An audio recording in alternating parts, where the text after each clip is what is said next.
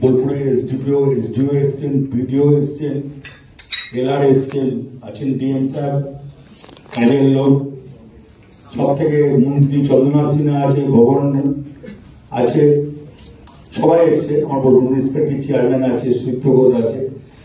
বিভাসের কথা শুনে আমার ভালো লাগলো, বিশ্বভারতীরও কথা শুনে ভালো লাগলো। আমি চাইবো যে শান্তিনিকেতন শ্রীনিকেতন ডেভেলপমেন্ট প্লাস বোলপুর একসঙ্গে একটা ব্যাপক উন্নয়ন হোক। যে কথাটা বিভাস বললো যে ভোটের ক্ষেত্রে দেখা যায় ভোট দেয় না, দরকার নেই ভোট, যে জায়গায় ইচ্ছা ভোট দেয়। উন্নয়নটা বোলপুর এবং শান্তিনিকেতন শ্রীনিকেতনে এক ছিটিয়া হোক, মানুষ ভালো বলবে, দেখতে ভালো লাগবে, সুন্দরভাবে শান্তিনিকেতন শ্রীনিকেতন বোলপুরকে সাজানো হোক।